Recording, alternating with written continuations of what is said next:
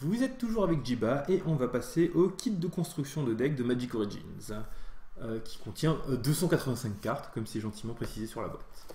Alors, le kit de construction, alors je l'ai pré-ouvert, en tout cas le sachet autour qui faisait beaucoup trop de bruit, je l'ai enlevé déjà. Qu'est-ce que c'est? Donc c'est une petite boîte avec plein de cartes dedans. Regardez. Plein de cartes, effectivement, 285 dedans, qui vont vous permettre, qui vont vous aider à construire vos premiers jeux.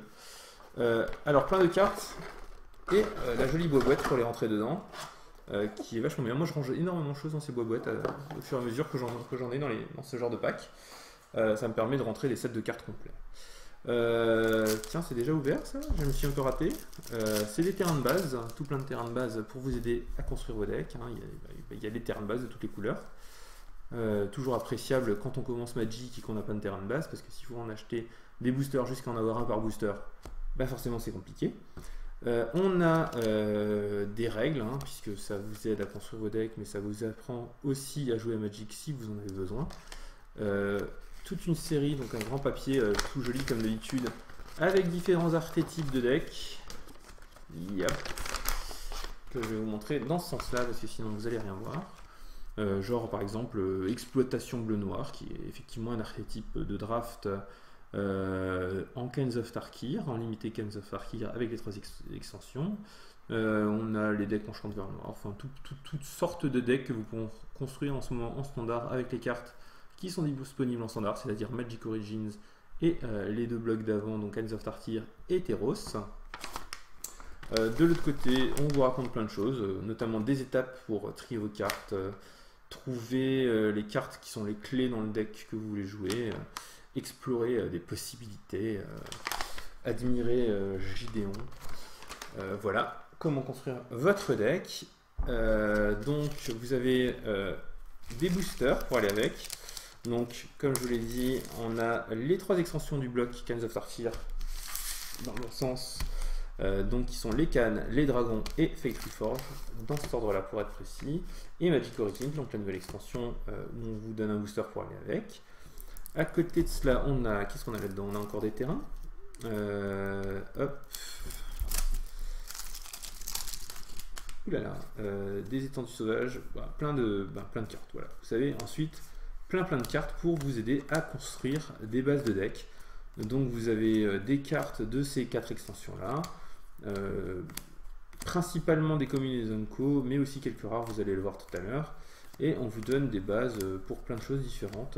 Donc vous avez vu, on a des terrains pour fixer, on a des cartes clés de certains archétypes comme où est-ce que j'en ai vu, ça par exemple une de 2 qui attaque tous les tours, ou celle-là c'est des cartes clés dans les jeux agressifs.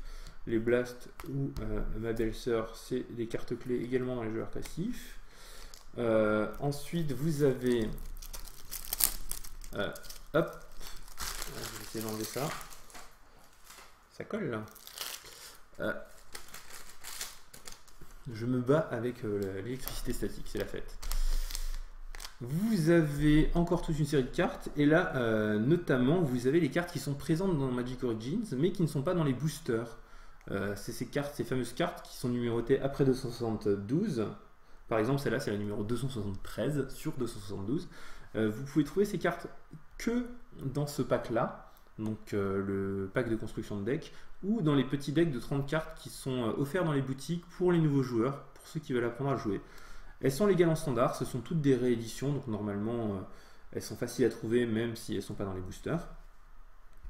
Vous les avez toutes ici, donc les rares, l'ange de l'égide, le Djinn Mahamut, le cheval de cauchemar, le dragon, l'emblématique dragon Shivan et le piétineur terrestre, puis ange de Serra et plein d'autres cartes ensuite pour vous aider à construire votre deck, comme tout ce qu'on a déjà pu voir dans ce tag là. Donc c'est un pack très complet, on vous offre plein de cartes dans plein de couleurs. Donc le même nombre dans toutes les couleurs. Tiens, Vampire Sangien, de la bonne vieille époque, un prix ultime, pourrissement cérébral, des cartes pour entrer dans tous les archétypes possibles et imaginables. Vous n'avez plus qu'à vous en servir pour construire vos premiers decks. Vous pouvez acheter ça avec un ami et construire des decks à 2, mais par contre il faudra faire attention à ne pas vous battre sur les couleurs parce que ça va difficilement supporter 2 personnes sur une couleur. des terrains, tout plein de petits terrains bicolores qui vont vous aider à avoir de la mana et à fixer votre mana, quel que soit l'archétype que vous voulez faire. Il y en a même suffisamment, j'ai envie de dire, il y en a 2 de chaque, donc il y en a 20 pour faire des tricolores, voire plus. Et encore des terrains de base ici. Donc on va ouvrir aussi ces boosters là, tant qu'on est là. Donc je commence par le Cleanser Taktir, on va les faire chronologiquement parlant. Ah, ils sont durs à ouvrir. Tac, alors un Yeti. Si on en voit un dans Dessin Reforge, vous verrez que le Yeti existe aussi dans Dessin Reforge, mais n'a pas le même dessin. Très bien, Guide d'Abzan, une très bonne carte mid-range quand on commence à jouer. Et bien sûr, ce qui va m'intéresser le plus, c'est quand même les Zenko et la rare. Donc cette 3-4 qui fait gagner 4 points de vie quand une créature avec une endurance supérieure ou égale à 4 meurt. Donc elle-même compris, si je me souviens bien. Oui. Champ de suspension, très bien, ça retire une créature tant qu'il est là. Cette éventreuse impitoyable, un des Stutch pour 1. Oula, ça a l'air multicolore. C'est un attrapeur de cheville, ce gobelin qui donne initiative et contact mortel à toutes vos créatures jusqu'à la fin du tour. Et un jeton morph. On continue par Fate Reforge. Donc là, normalement, vous voulez ouvrir un Ugin, voire un Ugin foil. Oula, j'ai l'impression que c'est pas un... Ah, c'est pas le terrain. D'accord, tac, tac, tac. On va arriver jusqu'au Zenko. Qu'est-ce que c'est que ça déjà? Oui, je ne sais pas très bien. Boombarik Goblin. Le dessin et le nom sont très classe, mais ça fait pas grand chose. On a le marcheur des gels qui, lui, pour le coup, est plutôt sympathique. Si plusieurs archétypes différents d'ailleurs, mais généralement plutôt dans du bleu tempo. Tirami qui n'est pas incroyable. La rare, très belle rare, une mythique, le chef de la horde brutal, qui fait qu'à chaque fois qu'il y a une créature que vous contrôlez attaque, vous infligez 1 à votre adversaire et vous gagnez un point de vie. Et ils peuvent forcer les créatures de votre adversaire à bloquer ce tour-ci. Et un terrain qui est une falaise bleu-rouge, en plus de celle qu'on a vue tout à l'heure. Je passe au dragon de Tarkir. Qu'est-ce que j'ai envie d'ouvrir dans les dragons de Tarkir? Un un arpenteur, il y a plein de choses dans cette extension.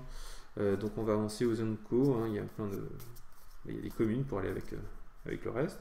On a un guerrier de 2 qui fait quand il arrive sur le champ de bataille. Non. À chaque fois qu'il attaque, chaque guerrier ne peut être bloqué que par 2 créatures ou plus. Donc, pourquoi pas. Ensuite, on a un champ de glace qui est une bonne carte de side contre les jeux verts rouges. Un enchantement que je n'aime pas trop, mais qui fait qu'au début de votre phase de combat, vous donnez plus de à une créature si vous avez quelque chose qui va avec. Un très bon guerrier, puisqu'il donne la double initiative à un autre guerrier en attaquant, et il a lui-même la double initiative, qui est plutôt une bonne rare. Et on a une jolie foil qui est, quand elle arrive en jeu, elle a précipitation, et toutes les créatures, quand elles arrivent en jeu, elles gagnent plus de jusqu'à la fin du tour. Donc c'est plutôt combo avec précipitation. Et encore une mue. Et on finit par le booster origine. Elle a une couleur un peu bizarre d'ailleurs. Je sais pas si c'est normal ou si c'est moi. Peut-être la fatigue. Le booster origine, on va passer rapidement sur les Zenko. Donc on a Rassemblement de la Meute, qui est une carte qui est en train de commencer à avoir pas mal de jeux et qui va certainement en avoir de plus en plus. Ça révèle les 5 cartes dessus de votre bibliothèque. Vous pouvez en prendre une parmi elles si c'est un... n'importe quoi d'ailleurs. Créature, voilà. Si c'est une créature, vous pouvez la mettre dans votre main et le reste au cimetière. Et si vous avez la maîtrise des sorts, vous pouvez en mettre jusqu'à 2 directement. Ensuite, on a la babale de feu qui met X à une créature et avec maîtrise des sorts au contrôleur également. On a un elfe pour le deck elfe de tout à l'heure, donc qui met autant que le nombre d'elfes à votre adversaire quand il arrive en jeu. On a une de 2, une Nissa, c'est magnifique ça. Un Planeswalker, donc qui va être très bien dans tous vos jeux verts, hein. C'est un des meilleurs Planeswalkers de l'extension, Nissa. Et la carte qui va avec, donc pour pouvoir la mettre dans vos pochettes, pour pas qu'on reconnaisse Nissa si jamais vos pochettes sont un peu transparentes. Donc voilà, le kit de construction qui est un très bon outil pour démarrer, qui comprend 4 boosters, donc plein de terrains de base, j'ai pas le chiffre en tête mais plein, ça vous permet vraiment de construire tous les decks que vous voulez, et énormément de cartes pour vous lancer dans la construction de decks.